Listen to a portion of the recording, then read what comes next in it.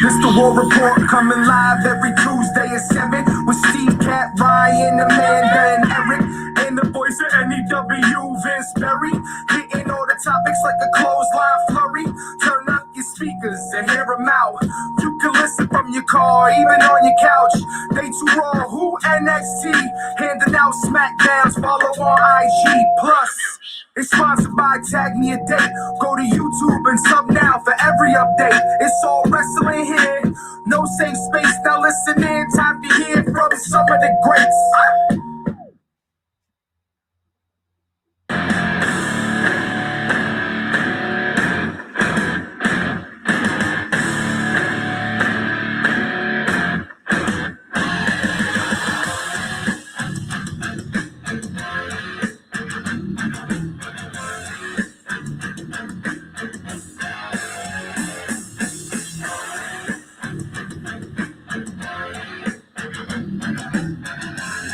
Welcome, everybody, to another edition of the War Report podcast, hosted by Vince Berry, who should be joining us shortly, and, of course, the Tag Me a Date crew, hopefully coming back sooner than later, working on some things, trying to make it bigger and better than ever. But welcome again to the War Report. It should be Vince and I. Vince will be with us again shortly. We definitely have quite a bit to cover as usual. I was going to kind of see what Vince was thinking in terms of where we should start the show. But the most current, I guess, conversation we need to start with is the WWE draft, which, you know, the draft is interesting because I was always a fan of the draft. It was always something that I looked forward to. But as of the last few years, really, does it really mean anything? I mean, that's the question. Does it really mean anything? Because I feel like it doesn't fucking matter. They're all constantly showing up on the other show. The only difference is now, instead of them just showing up, you're calling it an invasion. But I do like some of the moves. You know, I mean, we can start with the Smackdown brand. So Smackdown officially, according to WWE.com, so you can't get any more areas. Vinnie Mac is here. What's going on, my brother? How are you? Oh, man, not too much, man. What's going on with you? You know, another fucking day. We're doing another podcast again, just the two of us. Hey. At some point, the rest of the crew will eventually come back, I imagine. But is it something we said, guys? You know, do we smell through the computer? I mean, all jokes. I know, Cat, little man, got sent home, wasn't feeling great, so hope he's feeling better. You know, Eric's doing his thing. He's got some stuff he's working through, so hopefully he'll be back. He's moving right now, right? Isn't he like living with his parents? That would we should do. Can he get? Oh, would that be too much to have? I think it would be a little much right now, but yeah, he's definitely in the process of moving. He's got some things going on, so hopefully Eric will be back soon, and then Sam. I know the time change kind of fucked him up a little. But he's working on it, and hopefully he'll be back soon. And Amanda just does her thing. She drops in when she can, which we love. It's always a surprise, so you never know. You got to tune in every week to see if Amanda shows up. And then, of course, Big Heck is another one. He just comes and goes. Ryan's also been dealing with moving and work and some other things, so hopefully the intern will be back soon. Big changes, because like today, if you're watching the video and you're used to I know over the years I've had different setups in this particular condo, but this is the last one in this condo. I'm going to be moving. I sold the condo. I bought a house. Thank you. So the movers, congratulations, brother. And oh man, I'm freaking out because I had all this stuff. You don't even know how much stuff Oh, trust me, brother. Trust me when I tell you. I fucking know. Yeah, you just went through it last year, right? We took 2 houses and moved it into 1. Oh my God. So yeah, man, you're preaching to the choir, my brother. It's a lot, and both houses, we were both at these residents for quite some time. So with the kids and everything else, it all adds up. Tara, how are you? She's chiming in. Welcome, welcome us, Buzz. Tara, we love you. Thank you for tuning in as always. Of course. Well, for what it's worth, you guys have been a highlight for me for the last. Well, thank you. That means a lot, Tara. We really appreciate it, and that that's what we do it for. Amongst other things, but we do appreciate you, and we love the fact that you have become a part of the show, kind of weekly chiming in, which we love, and we do it for you people.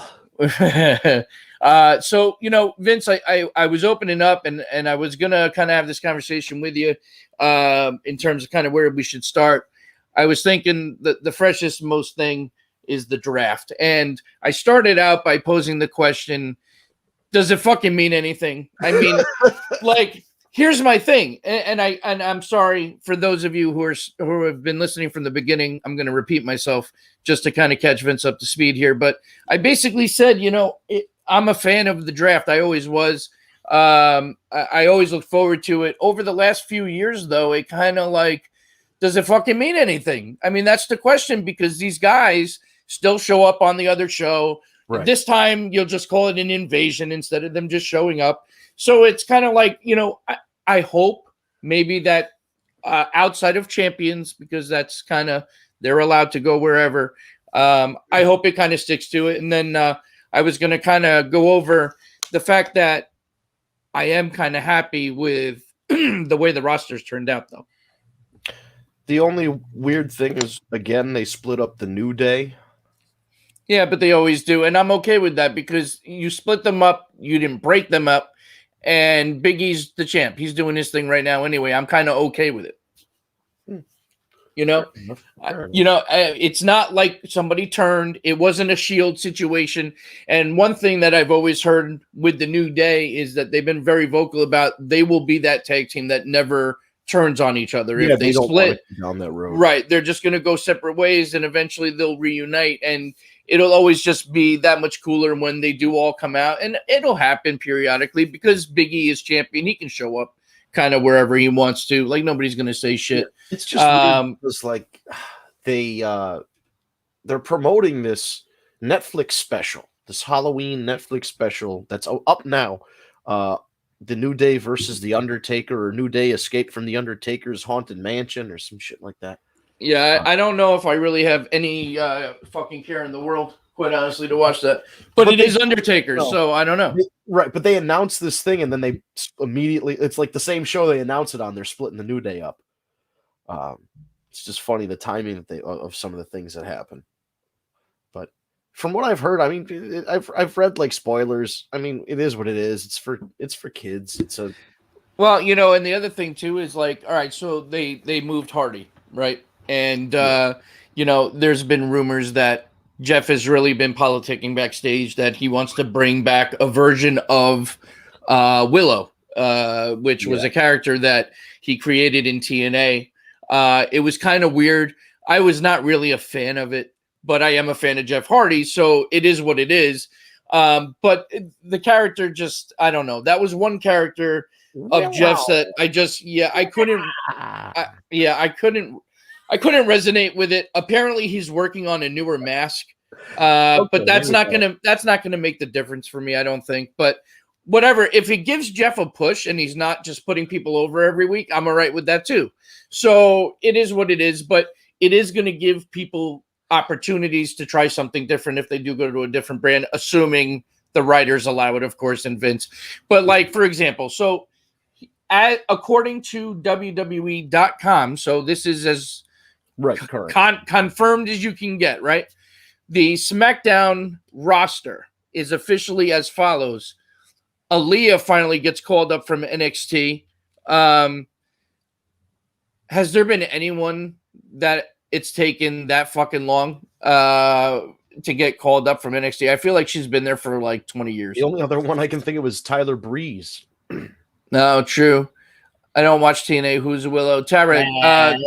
We Tara, need more than all right. Well, here, go to YouTube and just put in TNA Impact Willow, and just watch a promo or watch an entrance, and then you'll understand. There are people that loved it, so Well, if you remember, he's got a lot of these little characters, excuse me, that came up during like the TNA deletion stuff and the Brothers Hardy kind of House of Hardy, whatever it was thing.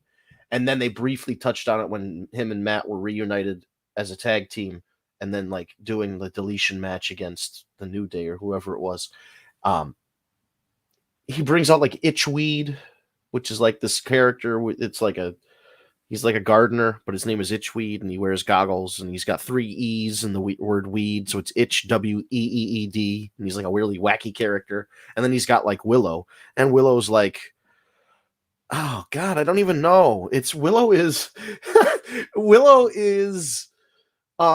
look it up on YouTube. Yeah, it's the best way to you got to see it, and then you can form your own kind of what it is. But like a super villain, I don't know if it's like a comic book character. But he wasn't a heel either when he was that character. Now, I mean, he could be, but he wasn't a heel. He wasn't portraying a heel in TNA. He was still wrestling the heel character. So, yeah. Like I said, you got to see it. But so you got Aaliyah. She finally gets called up.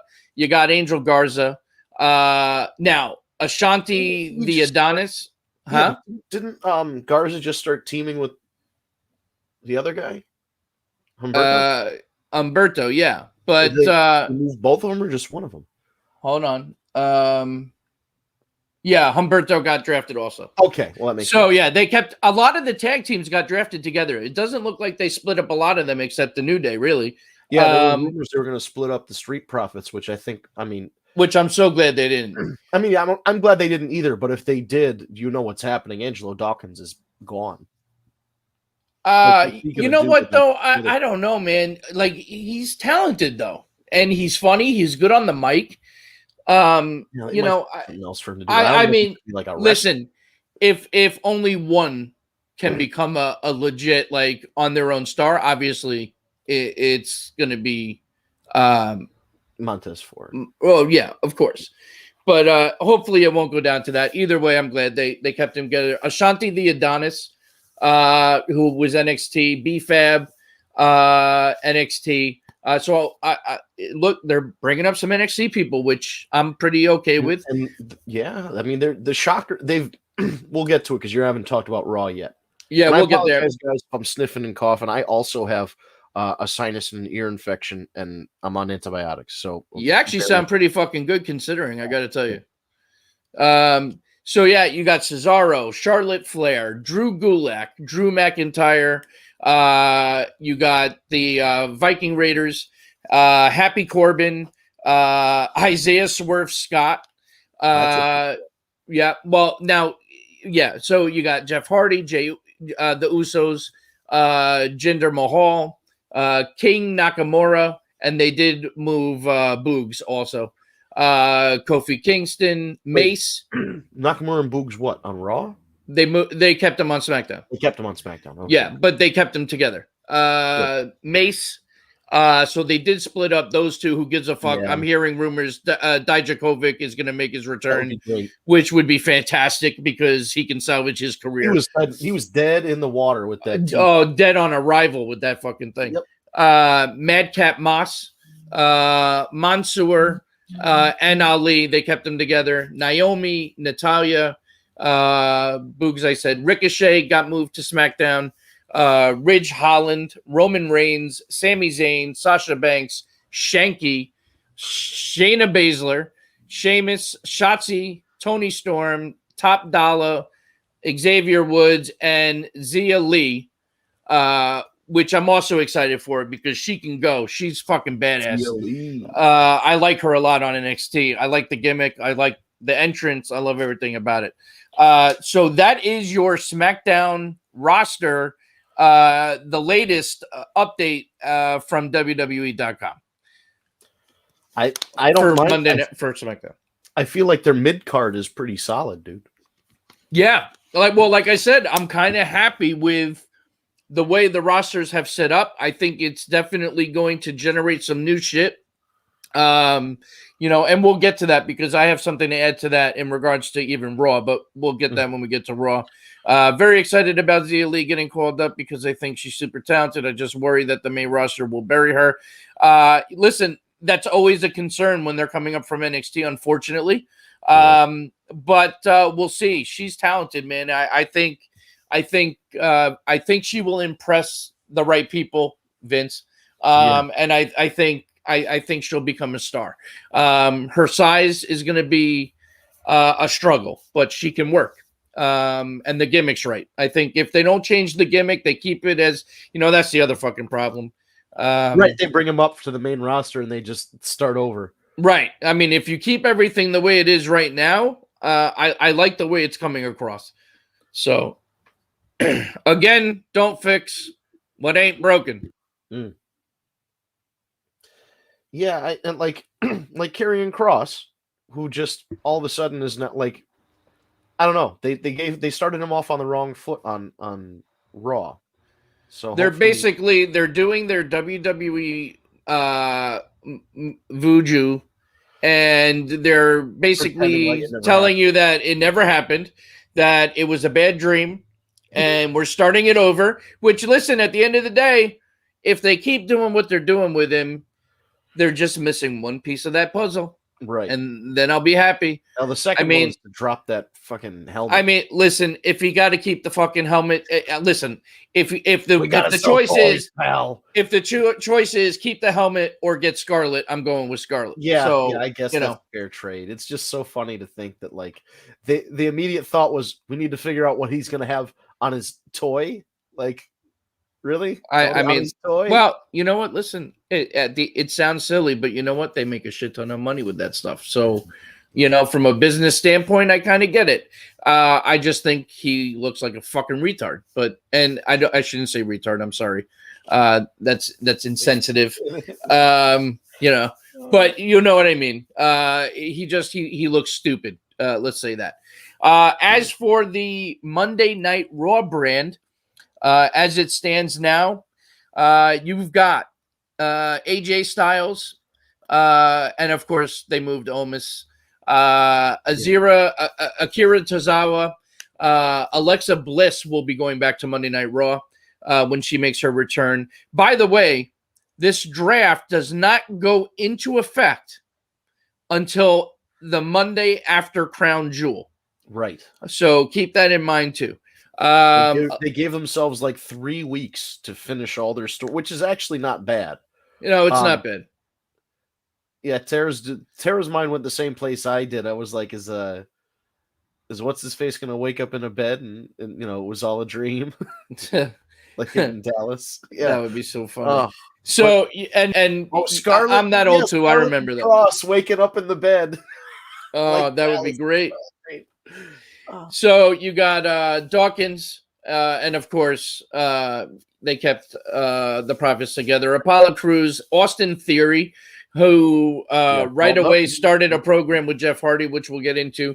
You got the man, Becky Lynch, obviously, because Charlotte was drafted, so you got to have 1-on-1. Bianca Belair, Big E, Bobby Lashley, Carmella, Cedric Alexander, Chad Gable, Commander Aziz, Damian Priest, Dana Brooke, Dolph Ziggler, Dominic Mysterio, Doudrop, Drake Maverick, Edge, Finn Balor's making his return to Raw, Gable Stevenson, Jackson Riker, John Morrison, Karrion Kross, Keith Bearcat Lee, fucking A, Kevin Owens, Liv Morgan, Mia Yim, Montez Ford, MVP, Nia Jax, Nikki ASH, Otis, R-Truth, Randy Orton, Reggie, Rey Mysterio, Rhea Ripley, Matt Riddle, Robert Roode, Seth Rollins, Shelton Benjamin,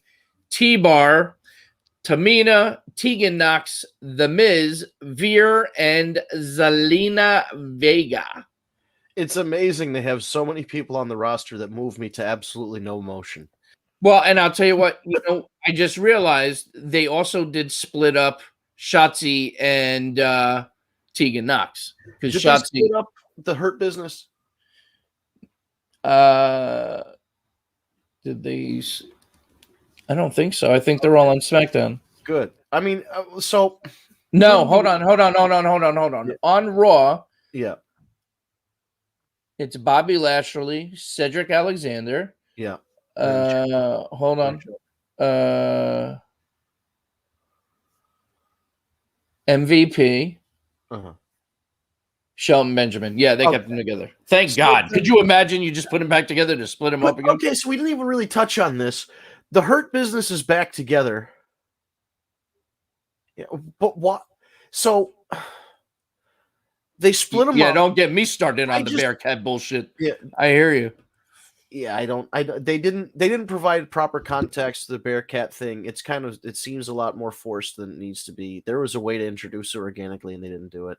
But the Hurt Business, they split them up for no reason leading up to WrestleMania.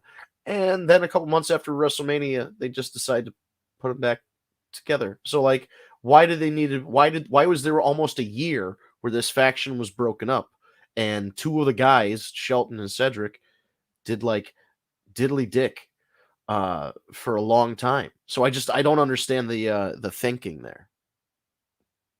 Yeah, I mean, but how many times do we say that? I mean, it's WWE. Sometimes none of it makes any fucking sense. I mean, at least the good news is they are back together, and hopefully they can kind of rekindle the thing that they had, because Cedric and Shelton are very, very good, and they deserve a lot more. Yes, I agree. Yeah, so I don't know. I mean, with the draft, I think SmackDown has a better roster, dude. Well, Fox. Yeah. And Fox is already pissed off. So right, so they had to give him something. But they gave Raw fucking Gable Steveson there, gold medalist. Yeah. But I understand they drafted him to make headlines, that they brought the gold medalist, the recent gold medalist from this summer, into right onto Raw. I get it, like, makes sense, but he's not even trained yet. It's not. People kind of assume, Kurt Angle just kind of like appeared one day and could wrestle.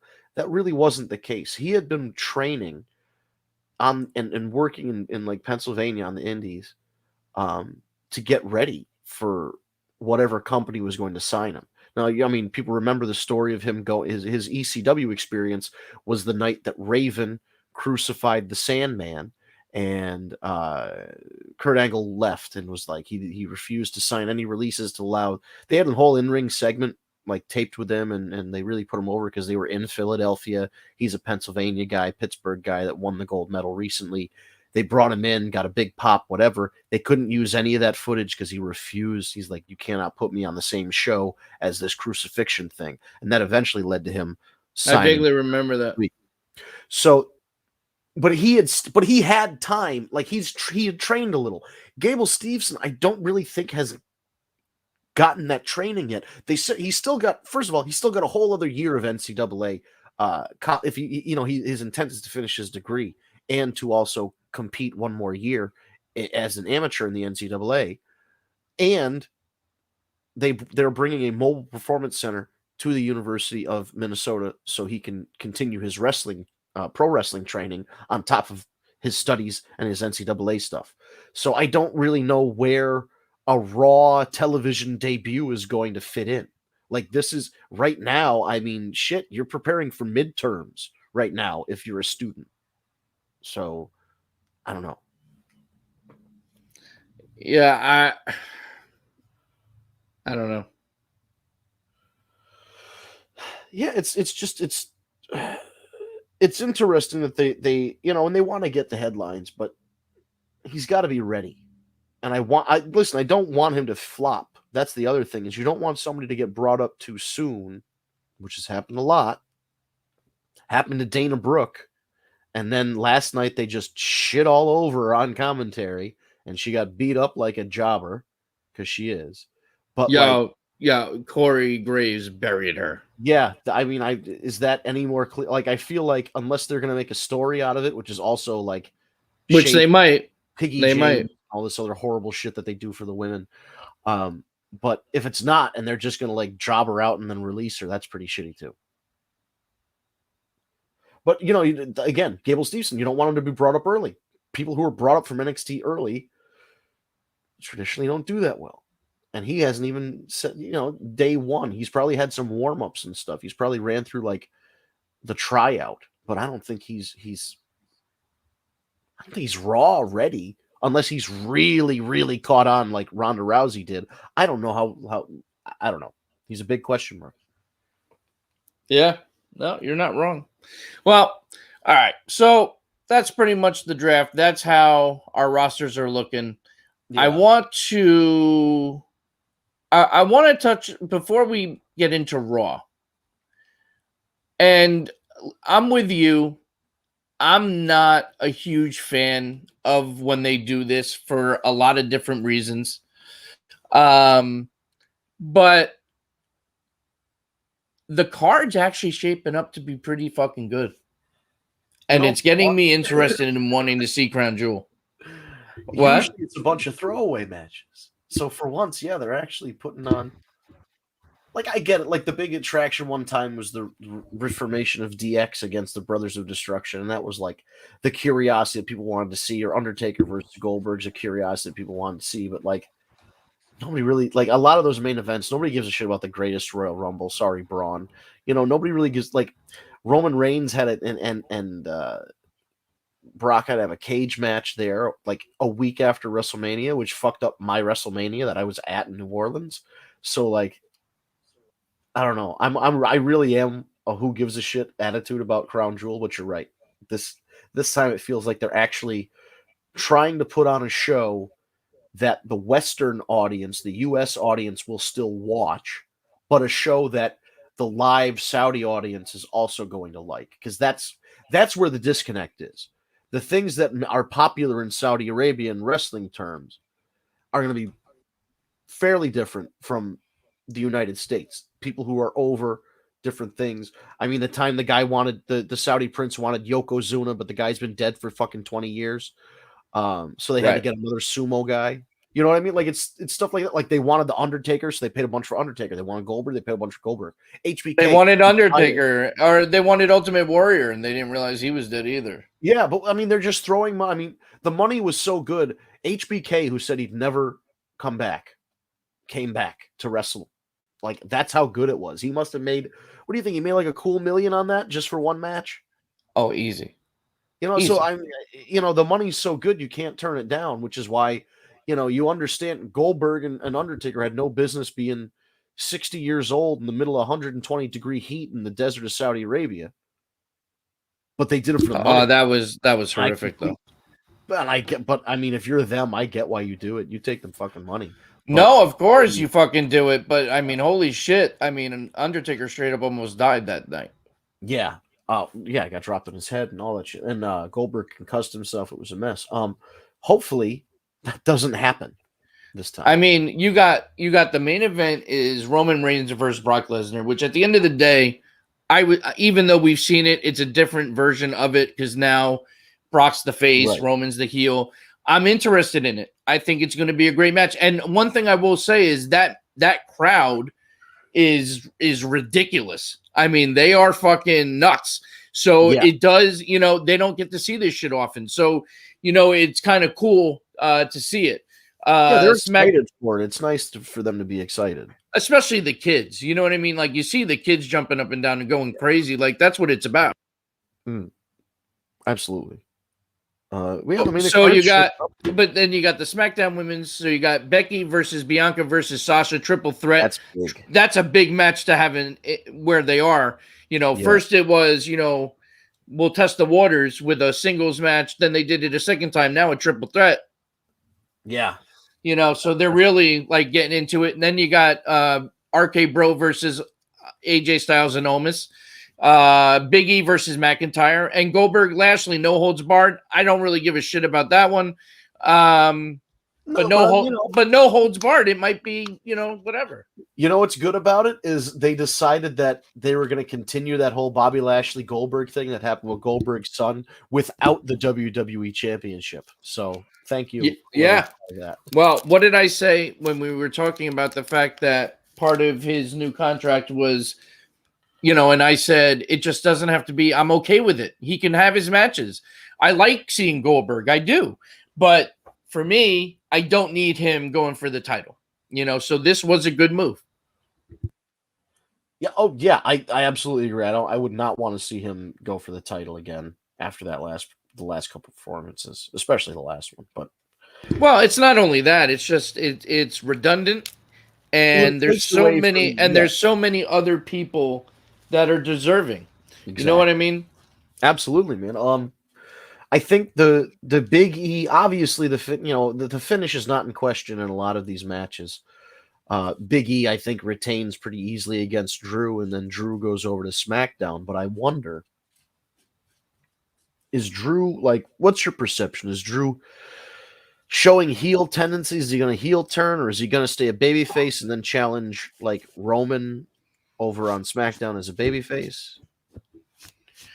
I've heard rumblings that they've been kind of toying with the idea of him going back to heel. And I know Drew McIntyre has said in interviews that I've heard that he loves being a heel. So is it out of the question? I can't, if right away the program with him going to SmackDown is that he's going to go right after Roman, then Drew's got to stay babyface because Roman's your heel. Right. I mean, I've also heard rumblings and teasings of Roman turning face, which I hope doesn't happen. Yeah, because I don't think that's happening. Yeah. This is truly the best he's ever been. As a heel. Since you've brought it up, we are very close with this Brock. And nobody knows what the finish is actually going to be of this match until it actually happens. I'm sure they're going to keep it pretty close to the vest. But there has been precedent for Paul Heyman in the middle of a match to change which side he's going to be on. Well, that would be vintage Heyman for sure. It would, he's done it to Brock and he's done it to turn back to Brock. So it could, history could repeat itself again. So Tara, I think she's talking about Drew here. She wants him to stay face, but thinks he's going to turn heel. I mean, if it gets us heel Drew against babyface Brock, that would be something. I'd be okay with that. And there's a story there. Yeah. And what a nice hard-hitting match. And Brock never, I don't think Brock ever got a rematch after he lost to McIntyre at Mania. Ooh, that's right. There is a story there. So it just depends on what they're doing with the championship if Brock gets it. I mean, I don't think Brock's getting it back, right? I mean, it doesn't seem to me like Brock's not winning. No, none of this is set up for Brock to win. But I can't see it being a clean finish. There's no way Brock loses clean. Also true. Yeah, I feel like there has to be shenanigans.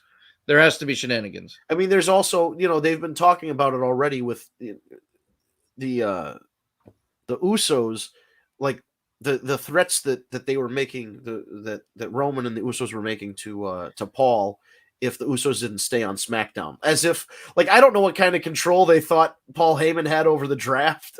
Yeah. But, them teasing that almost tells me that maybe they're going to be out there because they don't trust Paul. So they're going to be out there to kind of oversee things. And maybe that. But if Paul turns on Roman and goes to Brock, is that turning Brock heel or is that turning Heyman face? You know what I mean? Therein lies the $64,000 question. Right. I would assume, for me, if I was booking it, I'm not the right Vince that's booking the show, But if I were, I would keep Roman heel and keep Brock babyface because it's such a different dynamic than what we've had before. Brock has always been the heel going up against Roman, even if the crowd response wasn't what they wanted. That was the intent, was that Roman was the underdog babyface and Brock was the heel, the big beast that needed to be conquered. I'm just afraid if you turn Roman face again, we're going to go back to the way we were, which we were not happy.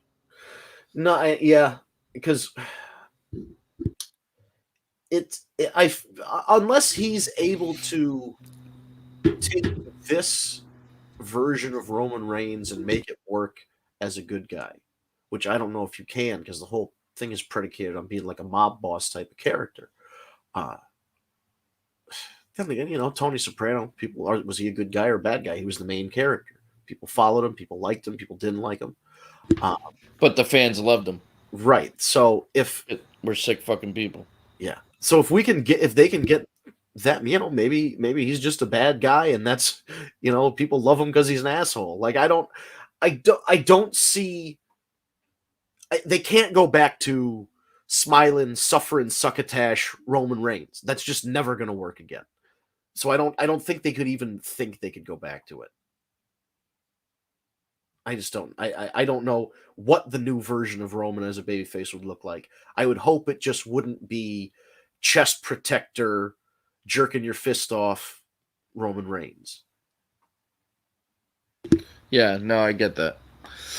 All right, so I think we've kind of exhausted Crown Jewel. Yeah. Unless they announce more matches, and then we'll talk about it next week. Right. Let's go right into Raw.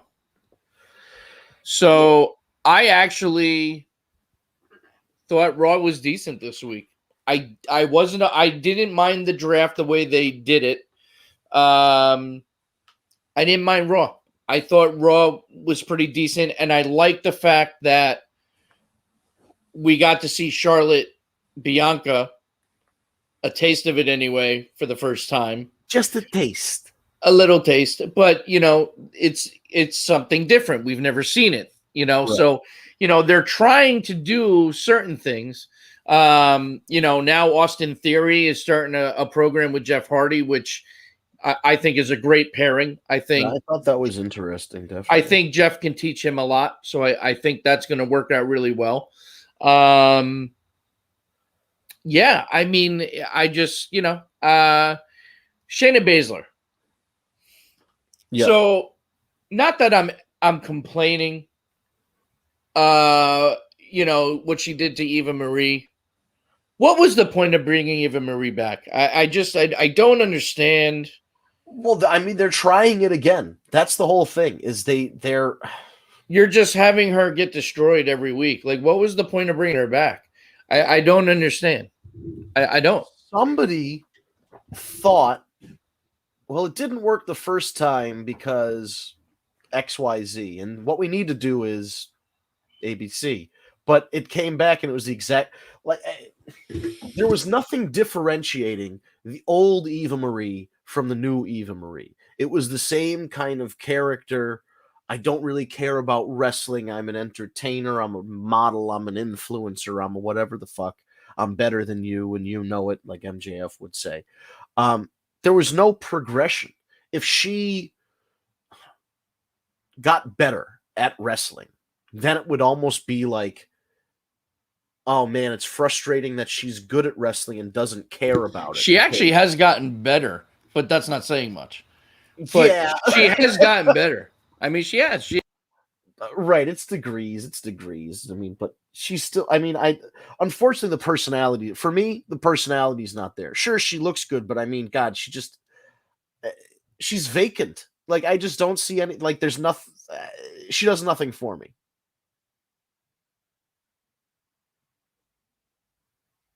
I'm right there with you. Oh, he's choking. Yeah. So I'm looking at the matches here that happened.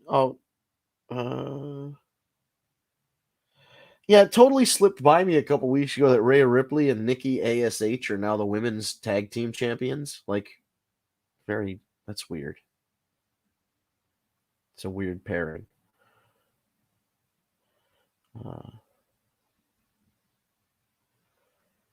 New Day against the Hurt Business. Damian Priest beat Jeff Hardy. Shayna beat Dana Brooke. The Dirty Dogs were up there with Big E and Drew McIntyre.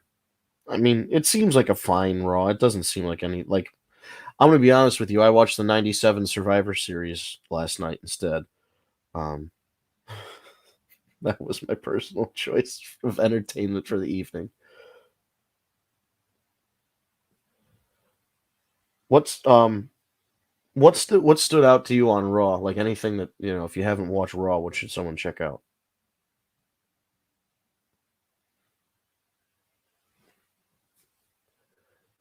Steve, did I lose you? Steven. I think I lost him. I'm going to send him a message.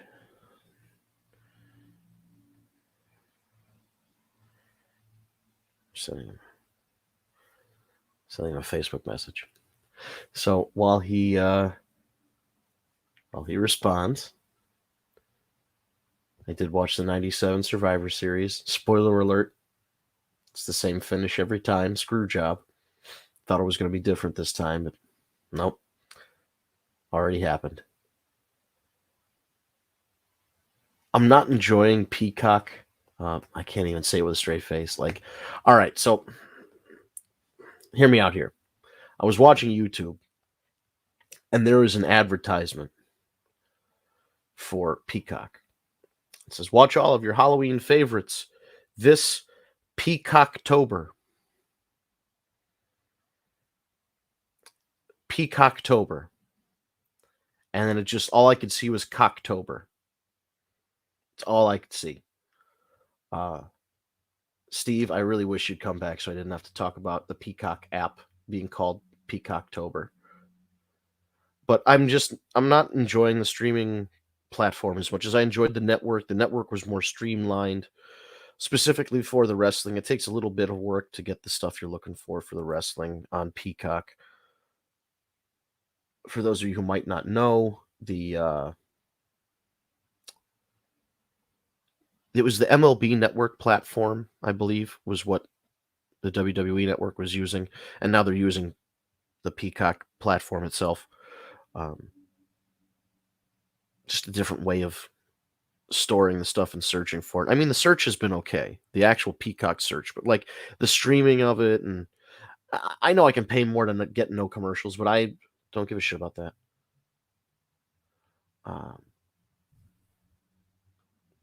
So yeah, this is what happens when Steve logs off. I talk about Peacocktober. Like, it even sounds dirty. Like, I don't know how the voiceover guy was reading the commercial. He's like, guys, this isn't right, is it? He's like, you really want me to say, all right, you're paying me this Peacocktober?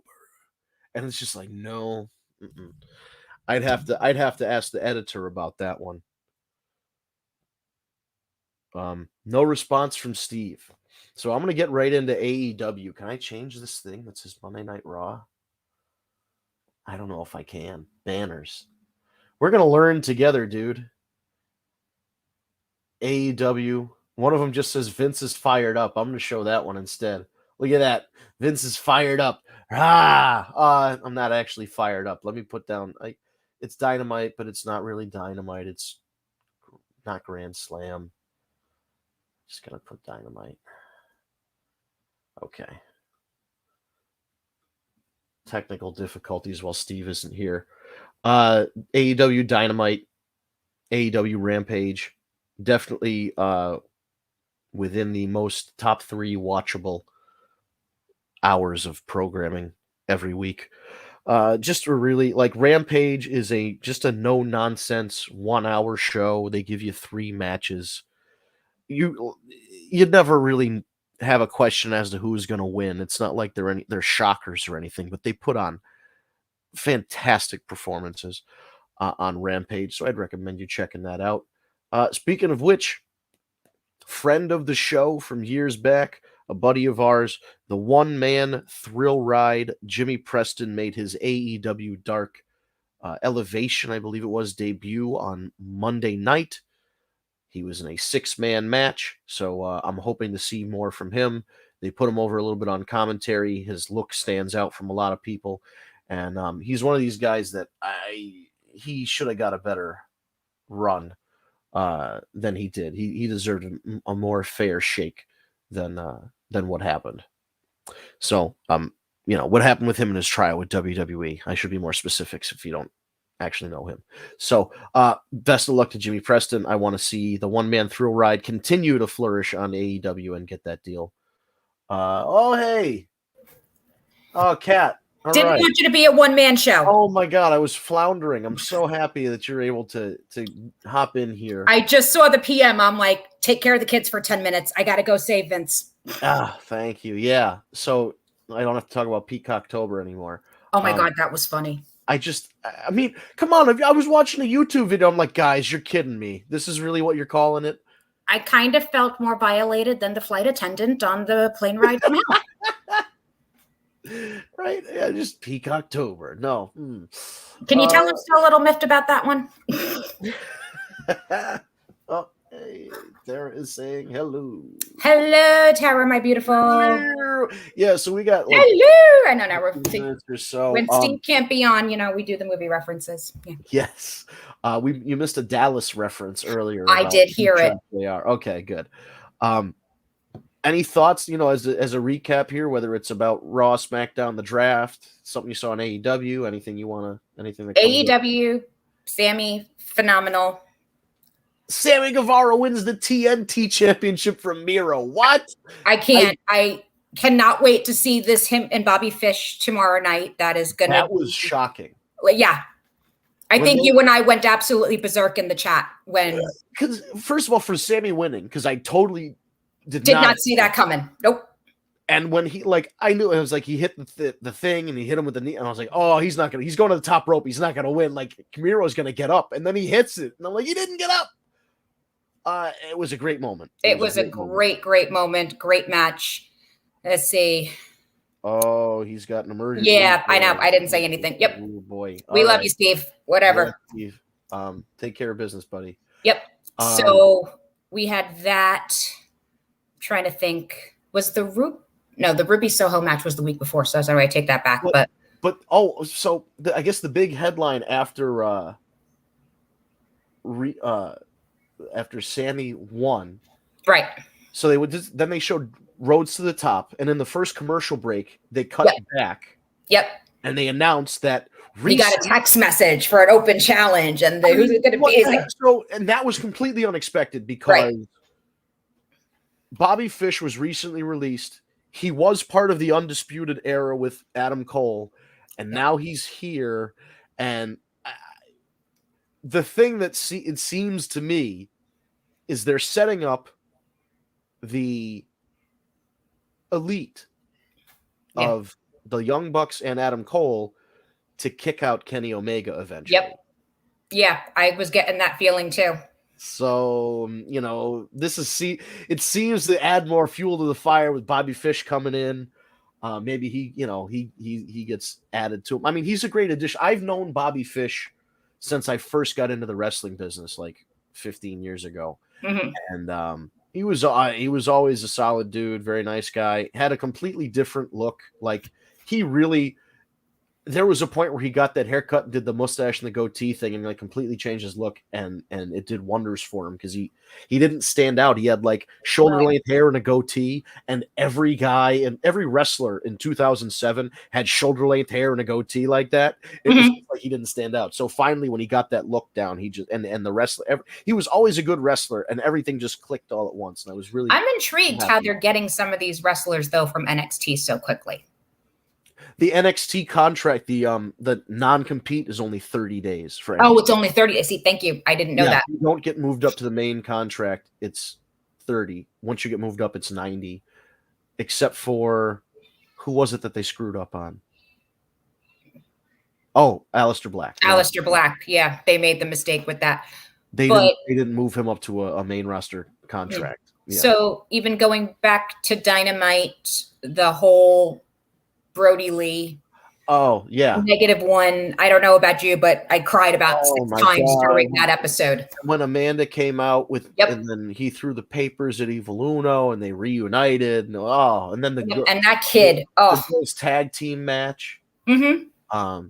And then it was great after on Rampage, after the hair versus hair match, when they had the sunglasses on, and they had the little Brody Lee For the mustache. which in itself was actually, I know Rampage lost ratings on Friday night I saw. That was the highest segment. But that was a very good match. I didn't expect to like it as much as I did. Jack Evans, he's slowed. I mean, listen, we're all getting slower as we get older, but I mean, he can still put on a good match. Yeah. But I did not expect to enjoy that match as much as I did. But anything. I'm sorry. I know Eric's not a huge fan, but I love Orange Cassidy. Yeah, and I had a feeling those two guys were going to put something good on. I didn't think it would get to, it's been getting a lot of praise, so I was happy to see that. I just didn't. I knew it was going to be good. I just didn't think it was going to be that. And then, of course, they did give us. My assumption was that Orange Cassidy was going to be too lazy to cut his hair, so he's only going to cut a little bit and walk away. Right. But they promised a head. They didn't screw us over. They promised a head shaving, and they delivered. Right. But now, does that mean? Did you see the Brutus Beefcake homage there too for a second?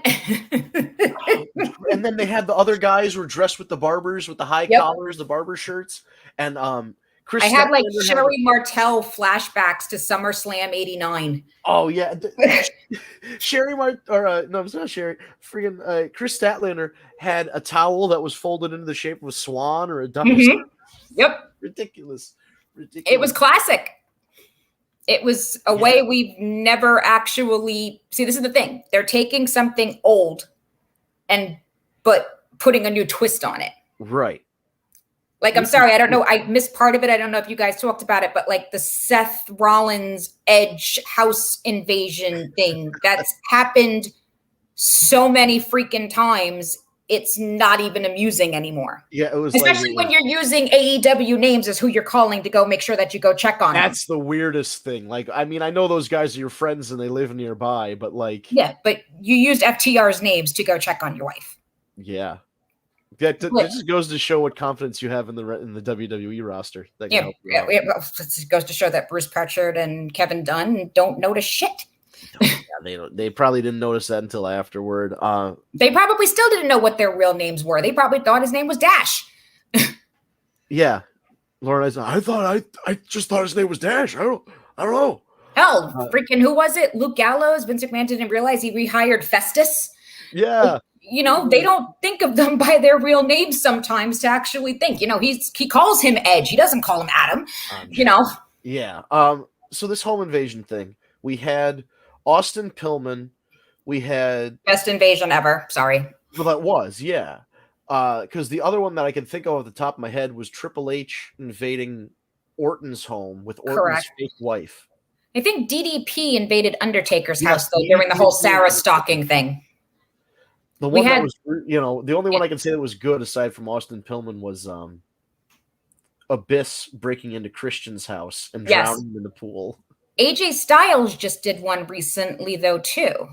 Oh, Samoa Joe. Samoa Joe. Yeah. And the Fiend did one to Miz and to the Daniel Bryan or Miz and Maurice's house or something with the kids. The Fiend put a creepy doll in the new Miz baby's bed or something. Yeah, like I said, but it's as I said, if we can ramble all these off in our head, it's time to come up with something a little bit more original. Yeah, it's been done. I don't know what they're doing with Seth Rollins. They have a guy that's a potential big time superstar. And he's just a fucking jerk. And I'm not even saying that in a wrestling way. Just I'm so I have no interest in change the channel when he comes on the screen. Yep, or fast forward. Ever since that whole point where they screwed up the thing with him and the Fiend 2 years ago, I just stopped caring. Yep. Always the drip god. I just don't that. Doesn't bring me into any sort of emotion, as I said earlier in the show.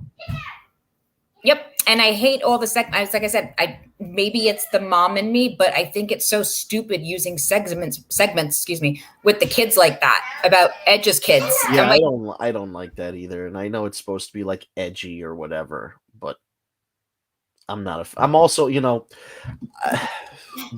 MJF is a good promo, but that whole thing with calling and not that Brian Pillman Jr. didn't okay it, and the family didn't okay it. But calling her Methany and then talking to your dad like he's in hell and all that stuff. That's Wait, you see, here's the difference. I almost said Methany for a second. Shit. Melanie Jr., his sister, everything, they're grown-ups. right. They've been involved in this. And Right. These are kids. These are kids. They don't have a choice. Like, even like, like one of the kids was watching something the other day and it was showing all the flashbacks of like, because and that's what it was, because Eric had mentioned that, today's 24 years of Brian Pillman. So I'm looking back at the stuff. And even though we saw Dakota once, they mentioned her once. Yes, she was referred to a lot, but we didn't see the kids. Yeah. And it really didn't involve her, except for, I miss my baby. I just want to go home to my baby. Like, there's a reason why Stephanie and Paul don't have their kids around a lot. We don't even know really what those kids look like. No, and that's, I prefer that. Exactly. So that's what I'm saying. I think the segment and everything is a little bit, it's a little much, because then don't forget, the kid that's in Ruby and Lyric's class that watch wrestling are going to be like, was that your house? Yeah. Were those your pictures? Was that your this? I mean, I heard Seth Rollins say that you really suck at drawing. I mean, come on. Can you imagine being that kid? Horrified. But yeah, the kids probably, I mean, I'm sure they talked with them, but kids don't have the agency to fully grasp, like, 1.5 million people just saw Seth Rollins break into your home on national television. And even though it's a TV show, there are some weirdos out there that think this shit is real. Exactly. Like and kids think it's real. Like, take it from like, not Autumn's perspective or whatever, take it something like that from Alex's perspective. Like sometimes he really believes these wrestlers get hurt. He really believes this stuff happens. Like he was screaming, Seth, get out of his house. Like he was mad. So then take a kid that might be in one of their classes. Oh my God. With that same perspective. Yeah, that's something. I mean, I don't have kids, so I don't think of it that way, but you're right. Like that's, if you, like I said, and it's also it's hacky. It's just been done.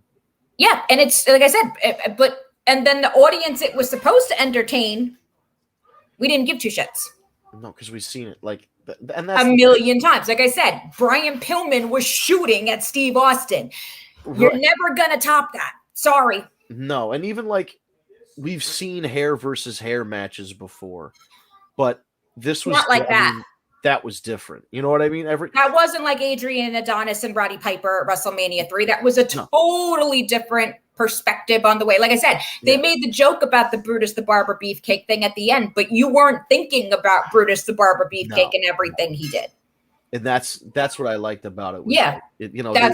That's what I like about AEW. They take things that are old school Southern wrestling, Right. It's real easy. There's the thing. You said wrestling. Yeah. We don't have wrestling in WWE. Right. We have sports entertainment. Exactly. And that is is not entertaining anymore. Like, I'm sorry, the draft was a joke. Right. Again, we were talking about it earlier. The rosters now, what they have, they've evened out some pretty good rosters. I think SmackDown has the better one, but what does it matter? The wild card rule or and it doesn't matter. It's not even taking effect till October 22nd. So what the hell are we getting for the next 3 weeks? I mean, you're getting set up like they're just writing themselves out of. They paint themselves into a corner. Now they got to get themselves out of it before the end of 3 weeks. It's not going to work again. But you're right. It's the difference between sports entertainment and wrestling, and we've been talking about it since WWE came up with that term, sports entertainment, and the stark difference there is because it's real simple. Fuego del Sol started from nothing. Built his way up, got his first win, got on a winning streak, challenged for the TNT title, and lost. He had there was only really one way to get another title match, and to like start from the bottom and build your way back up. Work your way up again. Yep. Or you do something like bet your car, which is such an old school wrestling thing. I'm going to bet my car. Yep. And then he lost, which is like, you would never, that never happens. The babyface bets their car and loses. Yeah. But it was the setup for his friend to avenge his loss. And in his promo, Sammy says, Fuego, I want to buy you a new car. And he won. And I'm sure there's going to be a thing where he buys his friend a new car. And it's simple. Your Right. friend got beat up by a guy, and the guy stole his car. Mm-hmm. And then you go and you beat that guy up, and you get your friend a new car. Avenge me. Right. It's so easy. It's simple. Like I said, the formula for wrestling is not difficult if you do it properly. Yeah. Oh, you know what? We've only got a couple minutes. Well, whatever. I'm not that I've got much to do here. The thing I really wish we had a chance to talk with Steve about Armed Anderson, Glock Anderson, whatever we're calling it. NRA Anderson, because NRA is Arn spelled backwards. That was one hell of a promo for 2 freaking minutes. He got, but there's vintage classic. This is what you do. Right. You don't need a 10-minute spot at the beginning or the end of the show. 2 freaking minutes changed the wrestling AEW completely. Unbelievable. And it was just, and some people complained about, it's like, listen, people want the Attitude Era back, and then they complain about this kind of content in their promos. Arn Anderson didn't say he was going to kill Cody Rhodes. He said that if somebody broke into his car, he would shoot. He was going to shoot him. Yeah, the difference between you're going to lose your car and the asshole that tried to carjack me is going to lose his life. Plain and simple. Right. And that was about as vintage of an Arn Anderson promo as you're ever going to hear. Right. It was amazing. And they're doing something with this Cody Rhodes thing. Because they're pushing it a little too much when Cody's saying in interviews, I'm never going to turn heel. I'm just going to be a babyface the rest of my run, blah, blah, blah, all this stuff. Something's going on. Like, with Malachi Black saying that he's no longer feuding with Cody and Cody's still holding this grudge, like it's going to eat away at Cody. And like, I think that's the intent. Like the whole thing with Alistair or Malachi's makeup, it started off as a little bit, and now it's taking over his whole side of it's eventually going to cover his whole face, I'm sure, like the skull. And like, maybe that's the thing is like the same kind of darkness is going to infect Cody, because already the fans, listen, and I don't get it. I like Cody. I know that not everything that he does is a fucking home run, but people really shit on this poor guy. And going from the guy that founded the company, and everybody was so happy to see him wrestle Dustin Rhodes at the first pay-per-view and all this awesome stuff, and he gets all these great reactions. Then one day people just decided, it's the Cody-verse. There's too much Cody. I don't like him. He shoves his wife down our throats, all this shit. It's like, you know what? At least he's got the talent behind it. Yeah. This is the son of Dusty Rhodes. Yeah. The boy knows what he's doing. And like I said, even with everything, I'm calling him a boy like he's not a man, but like everything that AEW has done has been pure gold. And it has to do with him, and it has to do with Brandy. Right. Whether you like it or not. They are the Stephanie and Paul, if you want to call it, of AEW. But they're not. You want to talk about shoving it down your throat? This is no authority. This is what's best for business every week. Yeah. And that's what I like about it, is there is no authority figure like that who's like screwing people over and this. Right. This is about actually showing wrestling. Yes. And if he can move, if he can wrestle, more power to him. Jeff Jarrett and Karen Jarrett, not my mother-in-law, did it for how long with TNT? Yeah, you're right. Yeah, they were with Impact or TNA or whatever for a long time. And he was a controlling investor and everything in it. Now, if you want to talk about someone getting shoved down your throat, I mean, Karen Angle, Karen Jarrett, whatever the hell you want to call her, she was thrown in our face, but she couldn't do anything really. She was like a Deborah McMichael. Right. Yeah. The good thing was she didn't really wrestle. She was just, she was the focus of storylines. But like Steph and Triple H got pushed to the forefront. Right. But Brandy, I mean, she's not the best. I'm not going to say that she's like the best female wrestler I've ever seen, but she can move. Yeah, I mean, she's fine, and she wants to get back into the ring after she has a baby. She's made more power to her with that. She's got mic skills. She was a ring announcer for how long? Right. And I want to see her accomplish that. And I know people, that's the whole point of this reality show, is to like kind of set up like, can she do it? But I feel like I would, a lot of people might just want her to retire. I want to see her, I want her to do what she wants to do, but I would like to see her try and make that comeback first. Absolutely. And there's no reason why she can't. I mean, Nikki and Brie have done it. Well, Nikki hasn't done it, sorry. Yeah. But like Mickie James, Lacey Evans, Becky Lynch. Yeah, Nikki Bella just announced she's done. Like, Yeah, I was that, but she didn't wrestle before she had the baby. I apologize. Right. I was referring to Brie when she had Birdie. Yeah. But you know, Twin Magic. I got them mixed up. Wrong wrestler that they slept with. Oops. Right. Well, before we get going, one more thing I wanted to touch on because I did talk about it briefly, and it's kind of the same topic. Roads to the Top. What did I you like think? it. Yeah. All right. Yeah. I'm not a regular reality show watcher of that kind of reality show, but I can see that if you like that kind of show, if you already like Total Divas and Ms. and Mrs. and all that stuff, you're going to like this show. I think, like, for me, they play it very tongue-in-cheek. They know this is a scripted reality show. Right. So I like that. Right. And also, the thing that pops me is you see Moxley saying, I'm hungover, I'm going to go throw up.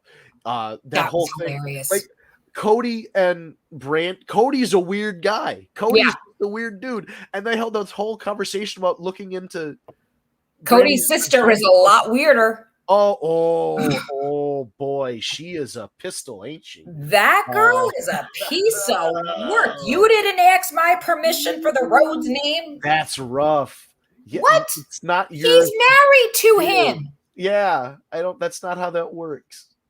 I would really love, though, to hear. I mean, I know it's never going to happen, but I would love to hear Terry Runnels' take on his sister. Yeah, she can't. I mean, that's a loaded question. Because I mean, I can imagine. Well, we know Dusty and Terry didn't get along. Father-in-law and daughter-in-law didn't get along. Yeah, that was a whole big bridge gap thing there. So I'm really, I know it'll never be an episode, but I would love to hear, because Terry's making a name for herself. Her name is out there a lot right now after that Dark Side of the Ring. So I'd love to see her try and, first New Jack dies, then, the plane ride from hell. So her name has been popping up a lot lately, a lot more than it has even when she was wrestling, working. Well, for those of you who are wondering, Dakota Runnels is working for AEW now. Yeah. So maybe I don't know what her relationship is with Dustin or with Cody now, but maybe you do see Terry Runnels. It would be nice, especially because the speculation is that there's going to be a new women's championship unveiled called the TBS Championship for when Dynamite moves to TBS. So the women's equivalent of the TNT Championship, where it's the television title, but it's not treated like shit, right? Like other places. The title is actually treated with respect, and maybe you can see her getting involved with unveiling the title or introducing the tournament or something like that. And you can, because they really like to respect in AEW. They respect the past and the wrestling history. Right. If there's a good relationship there, maybe she could come out and be involved or like. But that's just it too. Because I've heard, and like I said, I'm not going on pure fact on this, but I've heard like Terry and Dustin have finally buried the hatchet of all the stuff and everything. They should do a New York Foundation. Yeah. Oh my God. Wouldn't that be great? Oh my God. And she has the huge phone and everything. Yeah. And if Dakota ever wanted to get on the TV, this is the way for her to do it. That's brilliant, just so you know. Yeah, I think a whole other York Foundation would be great. And one day you get like Brian Pillman to cut his mullet or like Griff Garrison to get a short haircut. And then because you can mix all of them in there. Oh my God, that is brilliant. And you could get, I mean, who doesn't want to work for, I don't care how old she is. I'll work for Terry right now. She gives me a call. I'm on the next plane. Drop me out. Yeah. Don't forget the little people. Right. You know what I mean? Like that would be a big thing for like someone, a new tag team or a group of people to get. Oh my God, that would be an amazing faction. Yeah, and I know they probably couldn't call it that because WWE probably owns that name. But who knows? I don't know, though, because that was when Paul Heyman was in WCW. Right. Paulie Dangerously. And Tara just said it. Alexandra York. Yep. Yeah. But, Paulie that was a whole thing. So if she probably could come out as Alexandra York. That would be cool.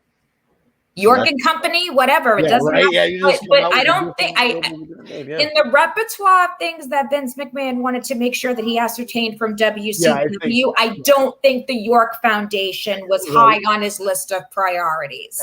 You know what, I'm right there with you. So maybe it's still a possibility. I'll put that out in the universe. Now somebody else can like take it and tweet about it. And I mean, I guess I gotta say, I don't think he brought the rights to that. He didn't even remember to take Adam Cole or whatever as some of the other names or whatever. That was the weirdest thing to see AEW do Bash at the Beach, and then like 3 months later, Vince McMahon has bought the rights from Bash at the Beach from Cody Rhodes. Yeah, like really? It's like, how did you forget? That was the biggest. How did you forget Bash at the Beach? 96. Yeah, in WCW history. And that's why the only reason and the War Games, he forgot about that. Like, come on. He remembered Halloween Havoc finally after 20 years. I wish he did forget sometimes with some of the stuff that got going on in there, but Right. Well, so anyway, Rose to the Top, I think is I'll definitely watch this next episode. I want to. I mean, I can't resist seeing Tony Khan, even though he's like talking about, I think this is going to be a good match, Cody. What do you think? And, like, it's such a scripted, like, right.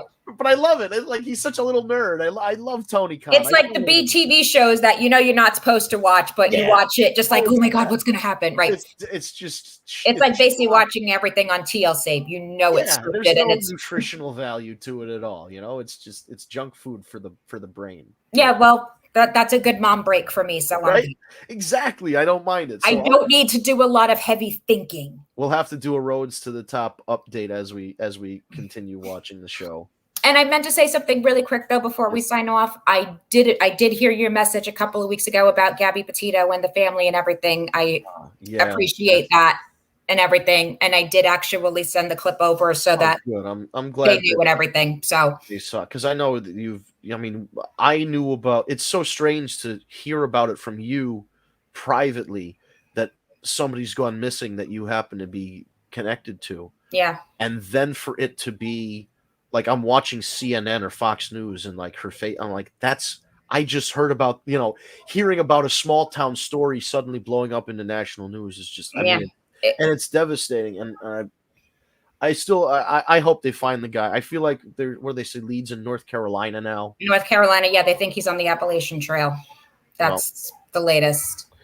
Well, I certainly hope they find him, and not that it's going to bring her back, but it's at least going to, maybe there can be some closure and understanding. They did launch the foundation this week too, so the website is for the Gabby Petito Foundation.org. And then there's was it on the 17th? There's October 17th in Patchogue, Long Island, New York. Yep, the 89 North venue. Yeah. So if you're in town there or nearby, you can check. Which Orlando was publicizing today too, which was pretty damn cool. Right, the radio there, yeah, that's awesome. So yeah, just it's a terrible situation, and to see it go from, like I said, just a small town story of somebody missing to a national manhunt has just been it's just crazy. And my heart bleeds for them, because it's just like I can't imagine. You think there's that hope of her coming back, and then you find out the news that she's not, and then love him or not, dog, get his ass. That's that's the thing. There's a lot of people out there, not just Dog the Bounty Hunter, but the FBI and the CIA and missing persons and dude, you got John Walsh out there, okay? Yeah, I mean, yeah, when you've got America's Most Wanted on your ass, I mean, you're done. So hopefully they catch him. But I hope, dog. I hope remember what was the name of that stupid movie, Lake Placid? I'm rooting for the crocodile. I hope he eats your friend alive. That's Yeah, no, it's very often we say there's no justice in this world, and hopefully for Gabby there is justice, and we can bring this guy in, and finally, he gets the trial that he deserves to get, and the punishment that he deserves to get. So, not to end the show on a downer, but we do, it's an important thing, especially because, as I said, we kind of followed this from the beginning, knowing that there was a connection there between Kat and Eric and some people that were involved. So. Yep. Thank you guys for tuning in and putting up with our nonsense every week. We appreciate you guys. We're worth it. As you sift through all all the other stuff, we're worth it. Right, as we sift through all the personal stuff, there is some wrestling talk in there, and hopefully you appreciate that. Tell your friends. We love having new people listen. We love our community here, but we can always use a few more people tuning into us. Yeah, Tara, make Jason come listen. Well, there you go. So you can tune in live on Facebook, Twitch, Periscope, wherever else. I think those are pretty much it. Oh, Facebook, YouTube, Twitch, and Periscope. Perfect. If you prefer the audio version, you can go to Stitcher, SoundCloud, Spotify, Apple Podcasts, or Google Podcasts and get the MP3 version about an hour after the show goes off the air. We go on the air 6 p.m. Eastern time. We go about an hour. Today we went a little longer. And we broadcast live 6 p.m. to 7 p.m. on Tuesday evenings. We've got, as I said, the audio version if you'd rather take it with you on the go. Or you can just go to our YouTube channel at Tag Me a Date. Hit subscribe, hit the bell, and you'll be notified when we go live. If you want to subscribe to our Twitch, it's twitch.tv/War Report. And everything else online for social media is at Tag Me a Date. That's all over Facebook, Instagram, Twitter, Periscope, etc., etc. Look for at Tag Me a Date, no spaces, and you will find us. And we'll be back next week. Thank you so much for hanging out with us. Thank you, Kat, for coming in. Steve, hope to see you back next week, buddy. Gabby, you want to say goodbye? Yeah, say goodbye.